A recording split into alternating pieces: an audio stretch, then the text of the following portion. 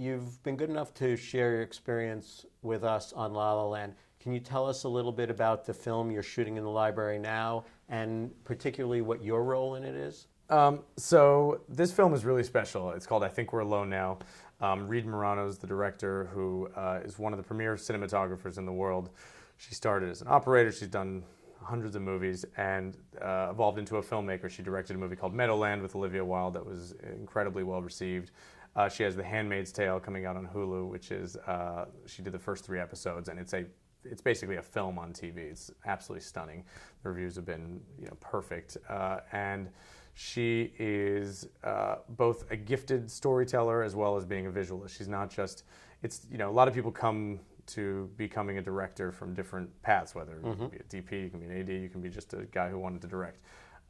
What's amazing about Reed is that she's as considerate and as skillful with performance and script and every other aspect of the filmmaking process, not just the camera. But in this specific case, she's the director of photography, which is in charge of the lighting and the composition, and she's the operator. So she has the camera on her shoulder the whole day, in there with the actors, directing while changing the setups at each moment. So it's the first time I've ever seen that or even heard of it, and it's an amazing thing to watch on a daily basis and makes my job as a producer, in a way, allows me to step back because there's such a trust and an intimacy to her relationship and dynamic with the actors, because Peter Dinklage and Elle Fanning, 2 extraordinary actors, and the 3 of them form this sort of mini triad and are discovering the movie as we go.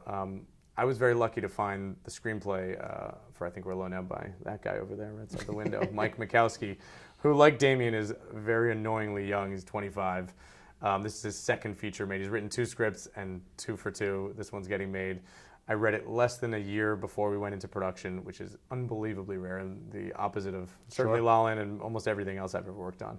And it was just one of the better scripts I'd ever read, one of the best writing I'd ever seen, and then I was astonished to see how young he was. But it had such a specific voice, and it was exactly what we're talking about, which is it read like a comedy, but I'm not a comedy producer in the kind of tradition. I have a friend who produces all of Seth Rogen's movies, and he does that in a way that I could never do. He's the best, And so I have great respect for what others do well, and I don't need to play in their ponds necessarily. But this felt a comedy in the ilk of Lost in Translation or Eternal Sunshine or Harold and Maude, which is another reference point, that was never being played for laughs or punchlines, but just the absurdity of the situation. And it was just so elegant and subtle and readable and performance piece, and clearly lent itself to a visual language, which comedy doesn't always do. And that's what drew me to it. Is ultimately I'm addicted to cinema, and that's a pretentious thing to say, but I go to the movies to see. We all derive different pleasures from movies, but for me, it's how is a filmmaker controlling the experience, and how is the visual experience communicating to me what the characters are feeling and what the emotion of the story is. And I think you can see that in La La Land and in Moonlight and Arrival and a million other great movies. And so we set out, Mike and I. He invited me onto the project after I begged him and told him how much I loved it. Peter was already on board, both as an actor and a producer, and the 3 of us... Peter Dinklage, the star of the film. And we said, let's go find a filmmaker who's a director. We don't want anyone who's playing for comedy. We want a visual storyteller. And Reed was the top of our list, and unbelievably, she loved the script. She was looking to make a movie like this, and from there, quickly, Elle Fanning signed on. It was the dream, literally the dream team. There was no package that we had ever conceived of that could be more interesting to us than that triad, and it's been a joy.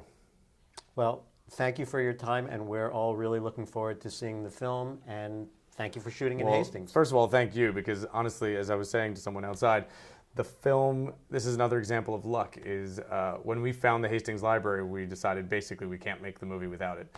And luckily, Tom and Joan and everyone in Hastings invited us in despite the disruption that a movie set and a movie operation creates, and it's been unbelievably crucial to the film. And you'll see when you see the movie, there's a specific aesthetic that this library provides that the movie would certainly be lesser without, and the community's been so welcoming. It's just been, we keep saying because this is our last day in Hastings. Oh, how perfect. And the weather's always nice here, the people are great here, the food's great here. We're just happier when we're shooting in Hastings, so we're unbelievably grateful to the community and to the library and to everyone involved, because I hope you'll be as proud of the film as we are.